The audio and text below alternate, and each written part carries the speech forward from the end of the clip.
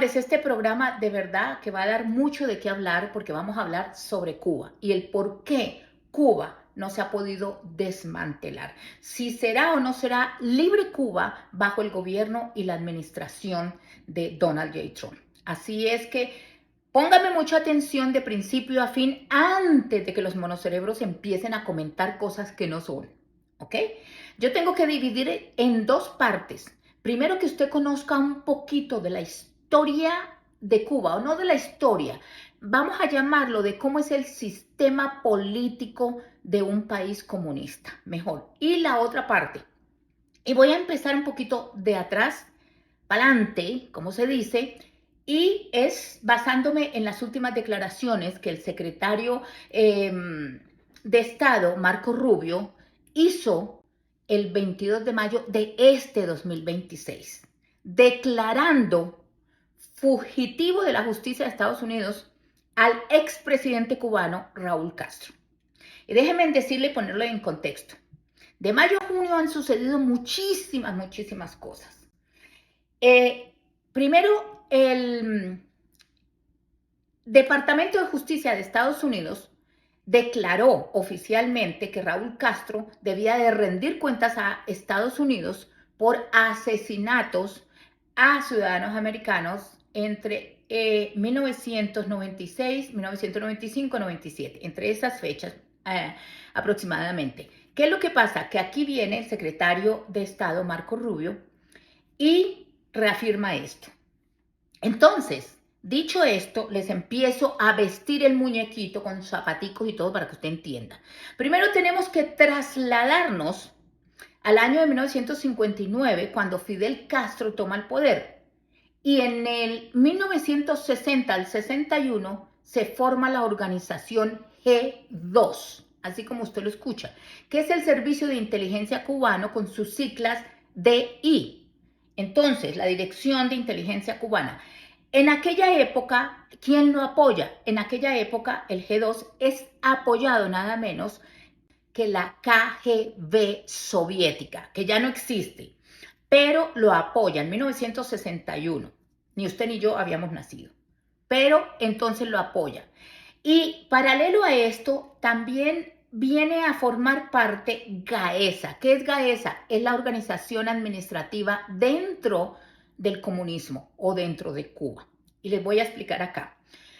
El G2, que era el departamento o es el departamento de inteligencia, ¿para qué? Para controlar a todas las protestas o controlar dentro y fuera de la isla a cualquier persona, organismo, entidad o país que fuera en contra del gobierno de Fidel Castro en aquel entonces y hasta ahora. Dicho esto, Raúl Castro, que ha sido el cerebro intelectual de todo esto, forma GAESA, que es la firma administrativa en Cuba. Entonces, hasta aquí estamos poniendo la blusita al muñequito, ¿verdad? Entonces, fueron muy inteligentes porque formaron una institución internacional apoyada por la KGB en aquel entonces. No les voy a explicar qué es la KGB, búsquelo usted, porque ya esa organización no existe, pero búsquelo ustedes. Entonces, los hermanos Castro, que lo componían Fidel Castro y Ramón Castro y Raúl Castro, pues forman toda esta organización y se cubren a nivel internacional. ¿Cómo? Con las enseñanzas de la KGB.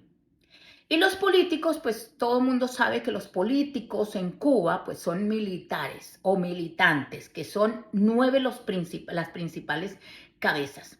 Entonces, cuando se da la orden de que Raúl Castro es fugitivo de Estados Unidos, ahí empieza el arroz con mango. Fíjense que esa orden, todo esto se desarrolla en el segundo mandato de Donald J. Trump, aunque en su primer mandato Donald J. Trump dijo, no, espérese un momentico que acá hay que hacer un plan de desmantelar financieramente definitivamente a Cuba, no solamente con todos los aranceles y lo que hacían los anteriores gobiernos, que lo dijo el mismo secretario de Estado, Marco Rubio, sino hay que avanzar más. Entonces, en aquel entonces, pues, Trump le quedó muy duro gobernar y no se pudo avanzar mayor cosa. Pero este año, en el 2026, en mayo sucedieron cosas maravillosas. Lo primero que hace el presidente Donald J. Trump, pues en este mandato, es activar el título tercero de la ley de Helms-Burton, así se llama, que es a donde puede demandar o obligar a cualquier empresa que trabaje con países comunistas a negociar o no con Estados Unidos. Y eso fue lo que le pasó a los hoteles Marriott, que estaban no con el nombre Marriott, sino otro nombre dentro de la isla, porque allí controlan todos los Castro, que es Gaesa la que está administrando lo de los hoteles. Y entonces Trump le dice, o negocias con el comunismo o negocias con Estados Unidos. Y claro, los hoteles Marriott recibían entre 200,000 a 500,000 dólares anuales por simplemente su nombre o su respaldo en Cuba, mientras que en Estados Unidos ellos producen aproximadamente 26 billones de dólares anuales. Entonces, inmediatamente, ahora, entre mayo y junio, pues hubo una inmigración supermasiva de los hoteles, reduciendo el turismo a Cuba al 10%. Ahí vamos en la primera parte, ya le puse el chorcito al muñequito. Ahora seguimos vistiéndolo. Resulta que ya quitando eso, aquí viene algo muy, muy curioso, porque la fue quitando.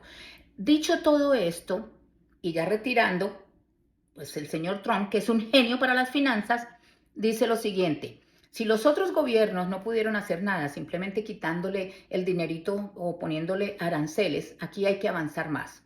Desmantelar completamente lo del turismo, que es la fuente que cogía Gaesa. Entonces, en mayo de este año, el 21 exactamente, arrestan a la hermana de la presidenta de Gaesa.